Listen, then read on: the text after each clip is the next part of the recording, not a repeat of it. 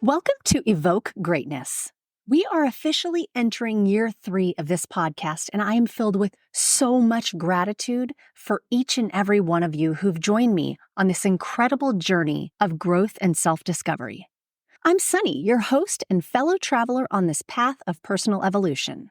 This podcast is a sanctuary for the curious, the ambitious, and the introspective. It's for those of you who, like me, are captivated by the champion mindset and driven by an insatiable hunger for growth and knowledge.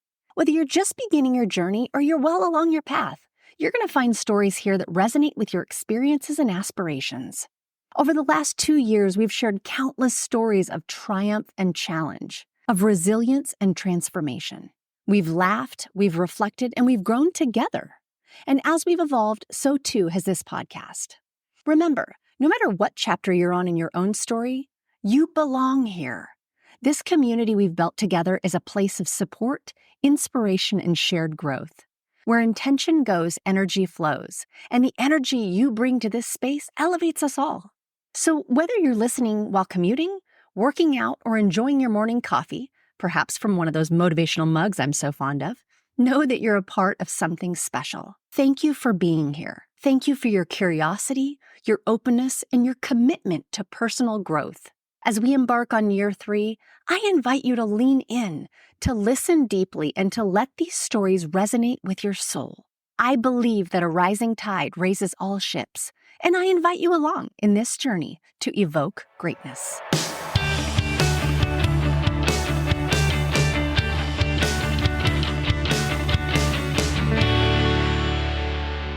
Hey everybody, welcome back. This week I have something a little different for you. I was recently a guest on the Bold Lounge podcast with my good friend Lee Burgess. Usually I'm on this side of the microphone interviewing someone else. This time you're going to hear the episode that she aired that has me being interviewed. I hope you enjoy it. Let's hop into it. Welcome to the Bold Lounge podcast. My name is Lee Burgess and I will be your host. If you're anything like me, you love hearing inspiring stories of people who have gone on bold journeys and made a positive impact in the world. This podcast is all about those kinds of stories. Every week, we'll hear from someone who has taken a lead or embarked on an extraordinary journey. In addition to hearing their stories, we'll also learn about their bold growth mindset that they use to make things happen. Whether they faced challenges or doubts along the way, they persisted and ultimately achieved their goals. These impactful stories will leave you feeling motivated and inspired to pursue your own bold journey. I believe everyone has a bold story waiting to be freed. Tune in and get ready to be inspired. Welcome to the Bold Lounge. Today I have Sonnie Linebarger. Sonnie is a maverick in the hospice space, stitching together the fabric of leadership, innovation, and care with the precision of a seasoned nurse and the vision of a CEO. With over 2 decades in the trenches of healthcare, Sonnie has journeyed from CNA to CEO, a path that's anything but linear. She's the CEO for Cadre Hospice and is disrupting the industry through world-class end-of-life care. She is also the host of the Evoke Greatness podcast, ranked in the top 3% globally. Her podcast is a light for the lifelong learners and those hungry for the real lessons behind leadership and success. Sonnie's philosophy? People matter. Cultivating a culture that breathes empathy and empowerment is not just her passion, but her mission. Through mentorship, development, and transformation, Sonnie isn't just in the business of healthcare, she's in the business of human potential. Welcome to the podcast. Thank you so much. Excited to be here with you, Lee. Yeah, so we had some pre-conversation and I'm excited to kind of get into the nitty-gritty of being bold and what bold looks like in your life. So let's just start with your definition. How do you define bold? Yeah, I think bold is, as I kind of step back and think about it, bold is that exploration of what's possible for ourselves. And I think that doesn't even require, I think some people get scared by that and think it requires action. But before action comes the thought around it, right? We have to explore first.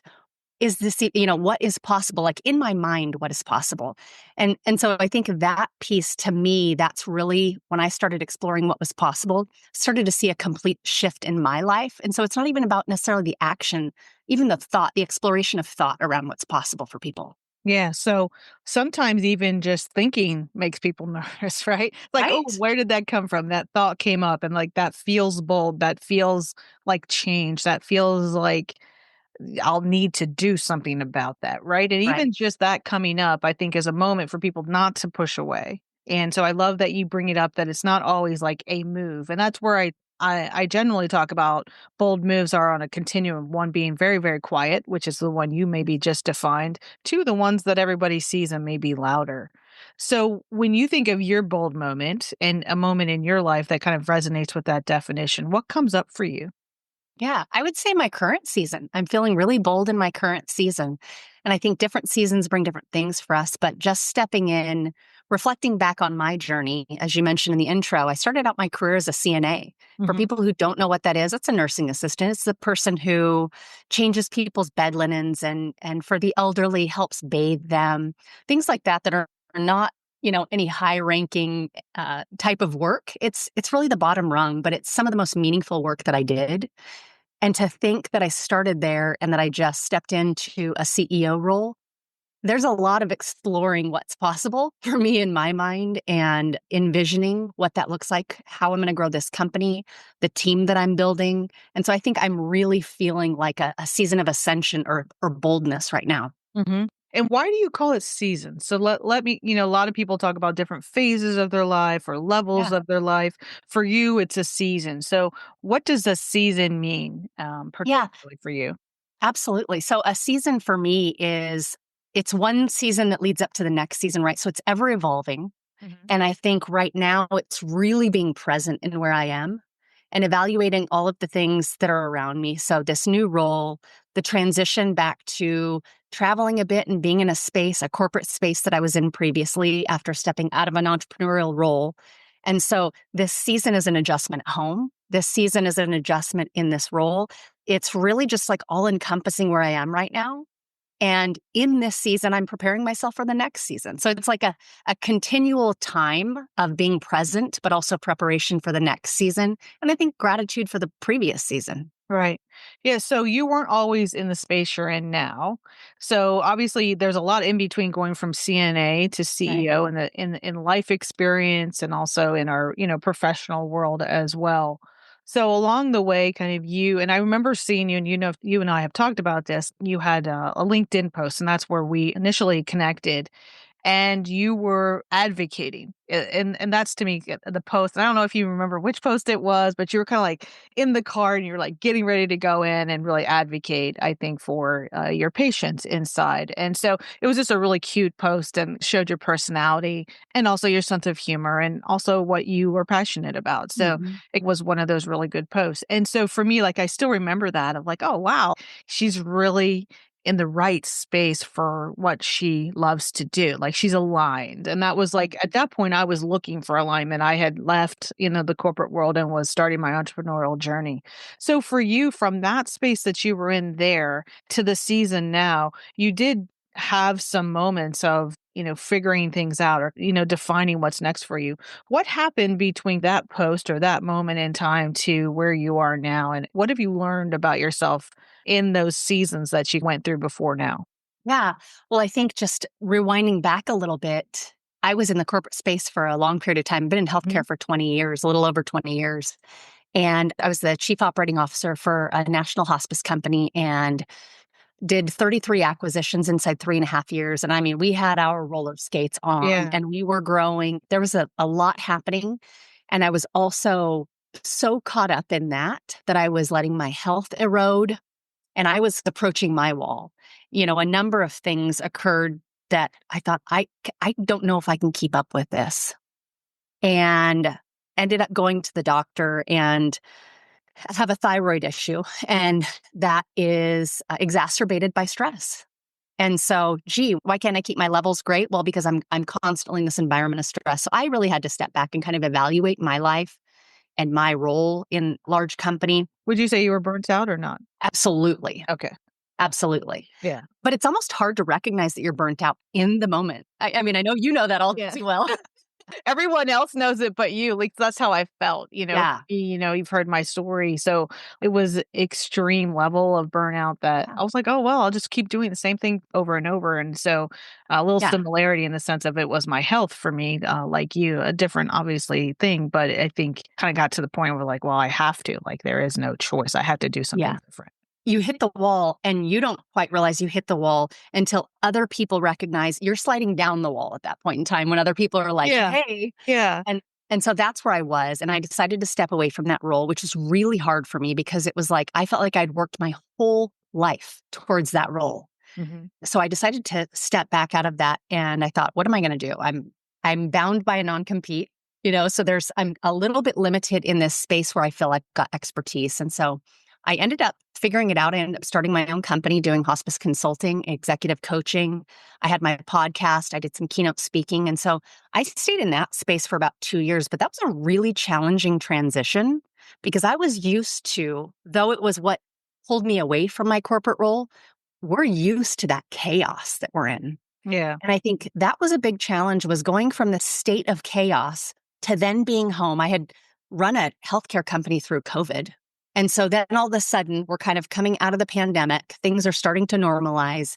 And I'm at home working by myself, starting this company, really, if I'm honest, having a little clue as to what I was doing. And I hired a coach right away. And what my coach said to me about 60 days in, she said, Sonnie, I have to tell you, this jail cell that you're in, the door is open. You have to make the decision to walk out of it. Hmm. And I thought, oh, wow. So I was keeping myself in this state of like internal chaos because I didn't know how to transition out of the chaos and into this new environment where I didn't have 10 calls a day and I wasn't working till 7 p.m.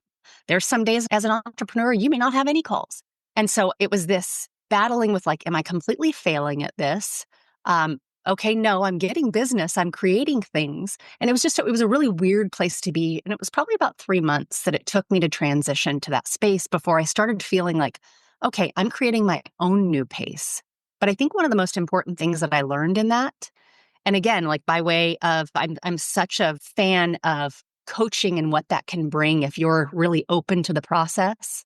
My coach said to me, something that you need to get really clear on is your non-negotiables. Because I think those lines were blurred in this corporate world, Hmm. and you did what had to be done. You figured it out, and I think that was what I did a lot of work on was understanding what my non-negotiables were, and if I was ever going to explore going back into it, I would have to make sure that all of those boxes were checked, that I was crystal clear on communicating and articulating those. And so I was able to kind of build the construct under my non-negotiables and what I wanted for the future. And I think that really helped me step into, when the time was right, a really amazing opportunity that I feel like now was built for me. Yeah. So you went from leading others to really having to lead yourself, right? Right. In my mind, like when I went through that phase of like having a day very, very defined for me of what I had to do, where I needed to be, who I needed to support, it was very, very clear to, whoa, like I don't, like you said, I don't have to have 20 meetings today. I don't have to travel. I don't have to do anything I don't want to do. But what is it that I want to do? And who am I? Like I was having this, like, who the heck am I now? I was 48 at that point and I was like, I could be anything I want to be. What do I want to do? Like you said, kind of a recalibration of your non-negotiables. And for me, my values, like I was very misaligned with my values of how I spent my time, my health, my relationships. Like I had work to do on every level of health possible. So in that sense, it was like realigning to that and also realizing that I missed all the signs when I was out of alignment. Because I think that's one thing that I know you realize, but to make sure others is like just because you leave one place doesn't mean you won't have those same habits that come back that could burn you out again. Even as an entrepreneur, you can burn Right. yourself out. So I think being able to also have some time around that is really important. So for you, what became a non-negotiable or what were some of your non-negotiables that you really wanted to make sure as you move forward in this season and forward into your life that weren't going to be lost again or maybe not be as defined as, they have been in the past. They'll be out there in bold letters versus maybe just to the side. Yeah. I think the connection that I had early on in my career was I have to go 100 miles an hour and I have to sacrifice things. I'm going to have to sacrifice time with my family. And fortunately, early on in my career, my husband was like, hey, go after it. Go ahead. Like, I'll hold down things at home. And my boys were little when I started in a larger corporate roles. And I missed some things and I had my priorities skewed for a while. I thought in order to, I was so filled with ambition and drive that I thought I had to sacrifice. Well, we felt like we had to make a choice, right? Like Yeah. Yeah. I remember my mom and my brother and everyone, like our little tribe, helping take care of Maya when she was tiny. Right. So I was still in school. I was getting my master's. I was working two jobs. Like like you're doing what you have to do, and it Right. almost feels like you don't. At least I felt. I don't know if you ever felt like you didn't have a choice. You either went for the role, the degree, the job, or you had a family. I think it's hopefully better now, but I don't know. Yeah. So early on, I think I missed things and I had my priorities skewed. What I realized over that time was I determine those priorities. Mhm. And I can choose to go all in on work and be not what my family needs me to be by way of being a mom, a wife, a leader at home.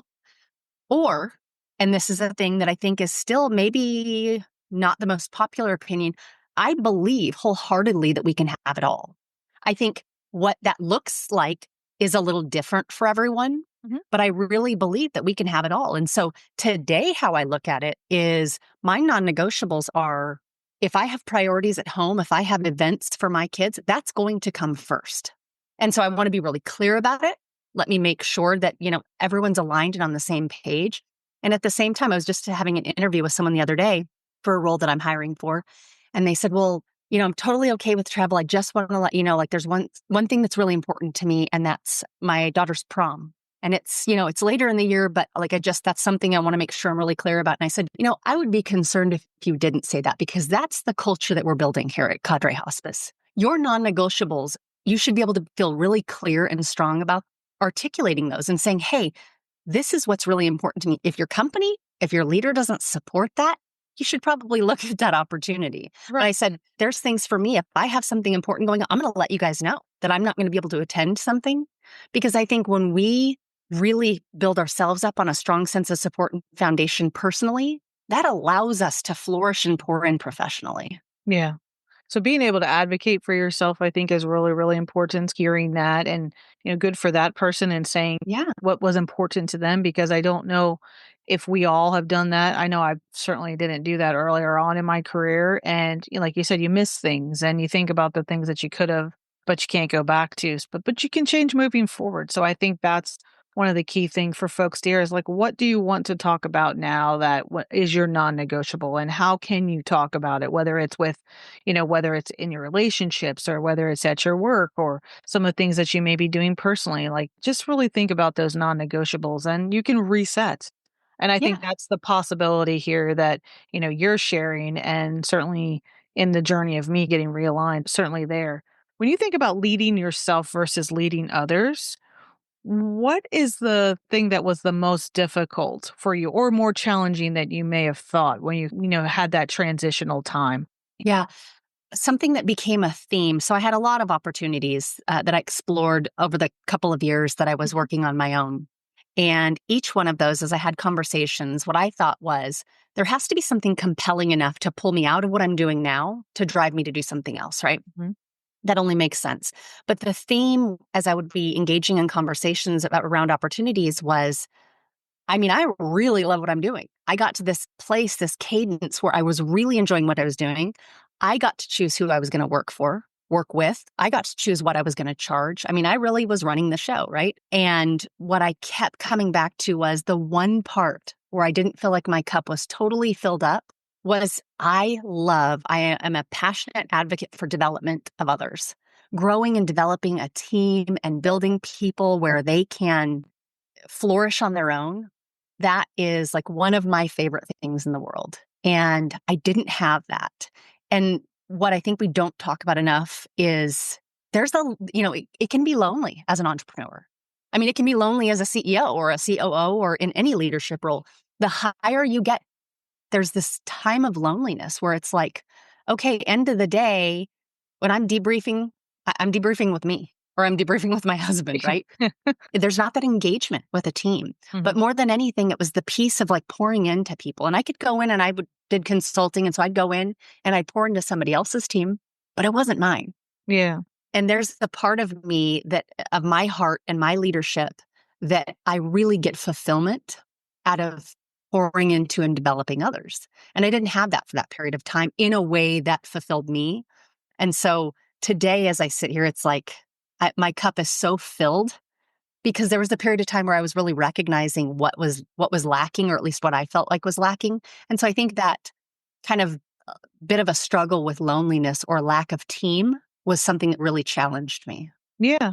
Yeah, and even, like, just a couple months ago when we were talking about this more in depth in September, like, even like honing in on it and knowing that this was something you were taking action on was something you were already doing at that point. But then also making sure that it was going to be the right fit. Like you said, something that met what you had defined as what you were seeking, whether it's a new role or the type of work. And also you were able to sustain and maintain your non negotiables, right? So you kind of had the rubric for the move, right? To see the possibility of what was next. One of the hardest things for people to do is even to see possibility, see that they could change, see that they can think about something differently or get curious about something. In your mind, when, either going from into the entrepreneur world or from out of it into the CEO role that you're in now, what helped you walk through forward into some of those moments, which for me, there's fear, there's, uncertainty, there's everything's not going to be a slam dunk. Like that's how I look at it. But that to me is my definition of bold is you still move forward anyway. What were some of the things that helped you see the possibility and maybe move through some of those emotions if you had them? Yeah. Well, I think let me back up a little bit and frame this through the lens of probably most of my life, I had a pretty fixed mindset. And of course, I didn't know that. I didn't Yeah. even know the difference between a fixed or growth mindset at the time. And so I was probably 35 before I really started leaning into personal development. So for the first 35 years of my life, had no idea, really thought my circumstances, were what was going to be, right? Like it was already in the cards for whatever it was. I wasn't going to be able to change that. And so I discovered a podcast and I discovered personal development.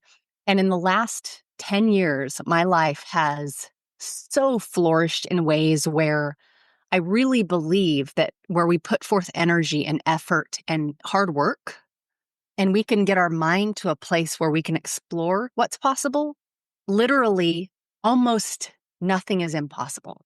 And so I think as I would have thought 10 years ago, I would have never thought that I would be in a C-suite position. I would have never thought that I would be building a hospice company. I would have never thought any of these things were possible. And so I think for the last 10 years, I've been so on fire for knowing what is possible and continuing to push those boundaries that it's like, I feel like I'm just getting started. And that is so exciting to me. But what's also exciting to me is like the ability along the way to show people, number one, being super vulnerable and allowing people to see like, I have screwed up so many things. I have made so many poor choices and times and led people wrong, but I can have the hindsight now to see that, the self-awareness to talk about it, the vulnerability to bring that up, but also to show other people like that doesn't make you fit into whatever box, right? That's a part of life and it's a part of lessons and it's a part of our growth. So I wholeheartedly embrace all the screw ups and the potholes that I stepped in along the way because now I get to show people, look, I got to this by doing, with all of these potholes that I stepped in. That's what I talk about on the podcast. That was the whole reason behind starting it. And with my team, as I'm growing people, I'm giving them permission to make choices that maybe a year from now you'll go, oh, I can't believe I made that choice. And it's still okay. And we learn to do hard things better, right? We don't have to be perfect. We don't have to show up fully prepared. We don't always have to have the right answers. It's about really leaning in and figuring out like, how can I make sure that I make the best possible decision that I know how to right now? From a hiring perspective, from a promoting people, from where I'm going to build the next hospice location, like all of those things. I just feel today like almost nothing, like limitless Yeah. because of what I've gone through. Yeah, I think being able to fail and know that you can learn from it is a huge gift, right? Right. I did not know you had a fixed mindset. So like obviously I came into like seeing you or meeting you at a point probably certainly within the last 10 years, within the last 3 years, I think, Yeah. So what was the moment or how did you realize that it was fixed and that you needed to kind of see that there was something bigger or something possible, but it might not be certain and you might fail?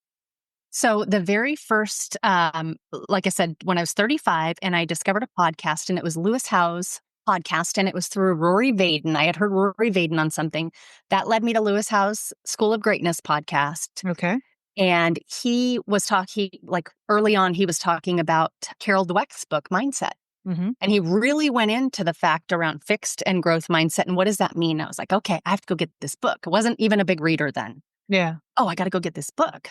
And then I was fascinated early on in my career. I like really just kind of navigating a career. I loved psychology. That was what I wanted to major in because I was so curious about how and why people did the things that they did. This relit a fire under the curiosity that I have about how and why we do the things that we do. And so that exploration then led to more personal development. And I just was like, started eating up everything I could. Yeah, so it kind of opened the door for you to Yeah. a different way. And I had to just step back and say, wow, until you know what those two things really mean between the differences in a growth and fixed mindset, I don't even know that you can fully identify with one or the other, right? And so Yeah. once I was looking at, I didn't think I could really change my circumstances. I thought I was a kid who was brought up by a single parent, whose parents divorced, who was, brought up in poverty. And like that was just who I was. That would be what the outcome of my life would be. And then all of a sudden I'm like, wait a second. I can influence the things that happen next. And I I hope that the last 10 years I've been exhausting, all of the resources. Like my goal is to just leave here with an absolutely empty tank, both for my own life and for the lives of others.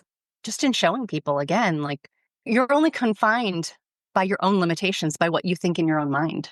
By your mind, by your belief, right? And I think that's something for me, like when I made that change from corporate to being an entrepreneur, I definitely had a fixed mindset for what was a potential job I could have.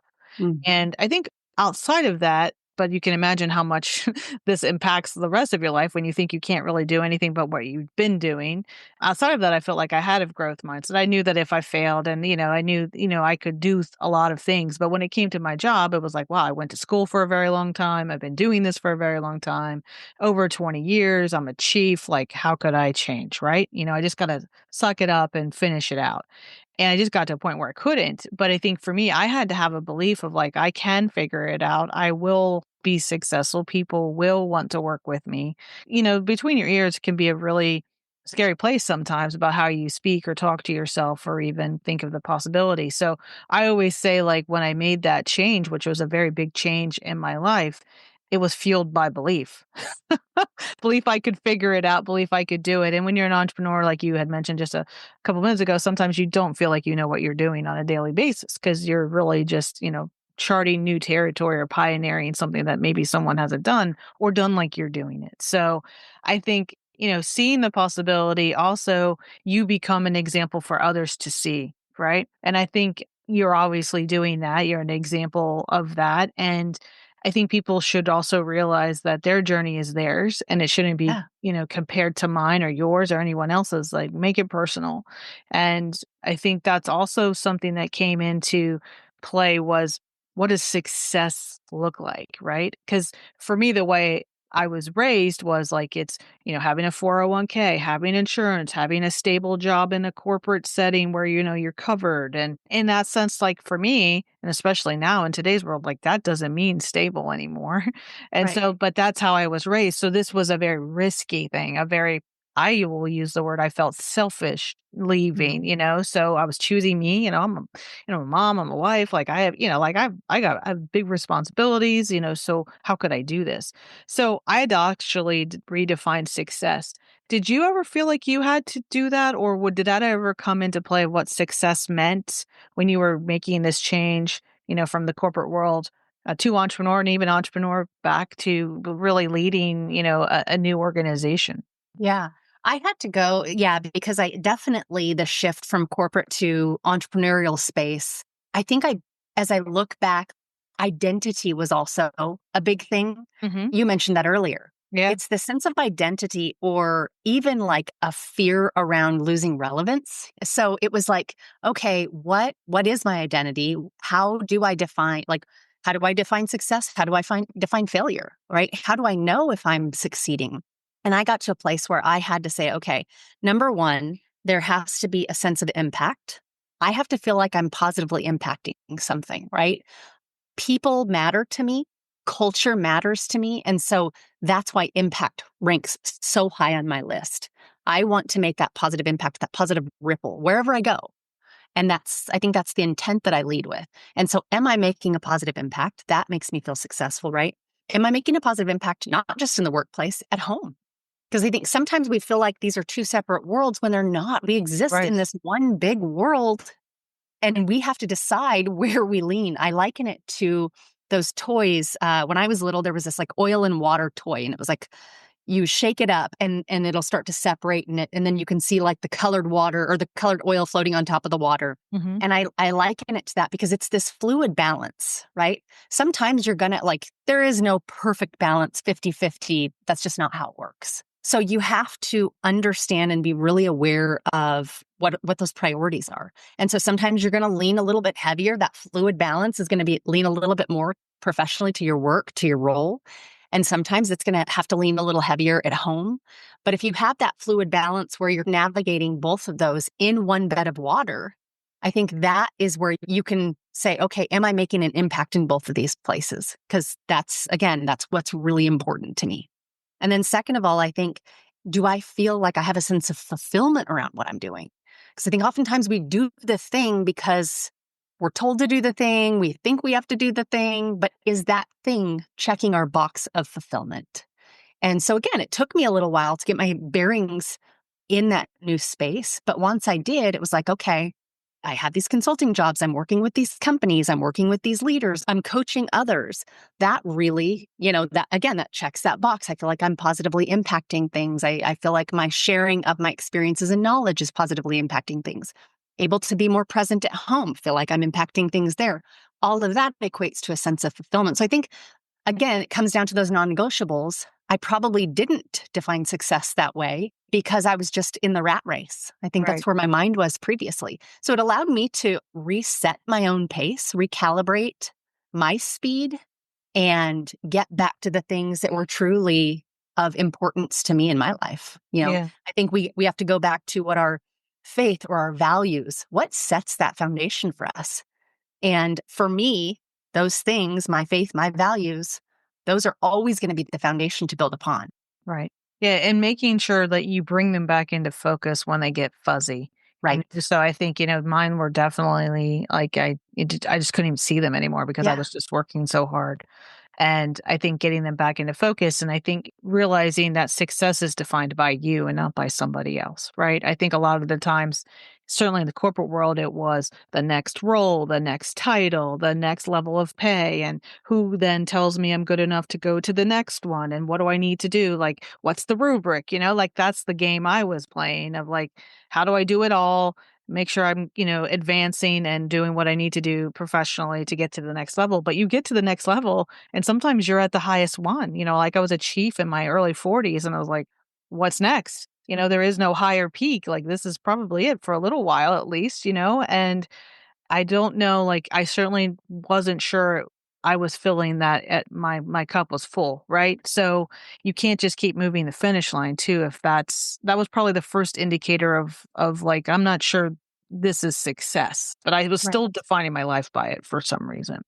So I kind of missed some of that signal there. And then I think some of the other signals were just around the misalignment and how I would just work harder or longer and fix it. And it worked, but not realizing it was more of a band aid than something that would last Yeah, forever. short-term, non-sustainable fix. Yeah, exactly, exactly. So as we close out, I think one of the things that around the conversation was just seeing possibility and being able to do or think about or get curious about something that is a change or may ultimately mean you need to take action or do something differently. What would be your guidance or advice for someone to take that first step of curiosity and thinking, just thinking about the possibility? What would be your advice to them? Yeah, I think people should explore those wild thoughts, those wild dreams that they have that they'd never say out loud. The ones that you feel like people would laugh at you about, that seems so far-fetched. Start exploring those in your mind. And, I'm a big fan of like gratitude journals or journaling in general, because I think what we put down on paper, it's that memorization, right? Like we're absorbing all of these things. You could even call it manifestation. But I think what we put down in a present form starts to have our mind think differently about it. And so far before I was doing a lot of things that I'm doing today, I was writing those as if I were existing in those in present form. And so I think from your mind, like you don't even have to say these things out loud or act on them yet, but think about them, start exploring wild ideas. What would be those, if you knew you couldn't fail, what would you do? And then start writing them down. Start writing some things down and entertaining them because it's more about baby steps than it is these gigantic steps. 100%. And so go from thinking about it to writing some things down. You may find yourself starting to think about exploring those a little bit more. And whatever small action you can take that leads you outside of your place of comfort. I think sometimes we mistake this place of comfort for like a safe place, and it's really not. I mean, there is so much life outside of our comfort zone. And so I would encourage people to really explore. If you could put one tiptoe outside of your zone of comfort, how would you do that? What would that feel like? Like you almost have to feel the sense of trepidation or your heart starting to pound or your face starting to flush at the mere thought of putting your toe outside of that comfort zone to explore that wild idea. And every time you do that, your brain is going to say, hey, wait a second, you're getting a little more brave. You're getting a little more bold. How do we get you to step into this? And it starts believing it before probably you start believing it. And so that's what I would encourage people to do. Yeah. I always say like your bold step leads to more confidence, which leads to you feeling you have more agency in your life or control of your next steps, which leads to the next bold step, which leads to confidence and agency. Right. So it's like once the wheels are turning, it's kind of like the train has left the station. And there is so much power in writing it down. And there's a recent book by Dr. Doty, Doty, and really talking about the manifestation process and how it actually rewires your brain. And there's certain steps. It's not just writing it down, but it's like saying it out loud, visualizing it, and continually doing that. It really does literally start to rewire your brain of how you think about yourself and you think about the possibility. So I love Right. that you bring that up. Thank you so much for being on the Bold Lounge, for sharing your inspiring bold journey. All the information about Sonnie, how to contact her and follow her on LinkedIn, and all her other socials is below. Thank you so much, Sonnie. My pleasure. Thank you for listening to the Bold Lounge podcast.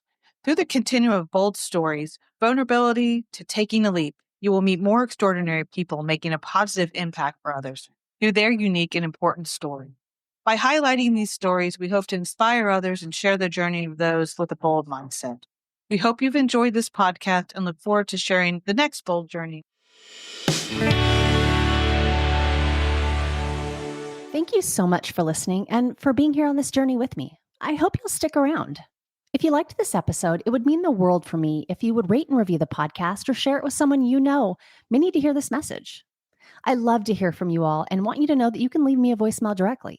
If you go to my website, evokegreatness.com, and go to the Contact Me tab, you'll just hit the big old orange button and record your message. I love the feedback and comments that I've been getting, so please keep them coming. I'll leave you with the wise words of author Robin Sharma.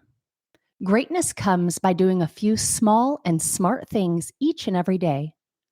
It comes from taking little steps consistently. It comes from making a few small chips against everything in your professional and personal life that is ordinary, so that a day eventually arrives when all that's left is the extraordinary.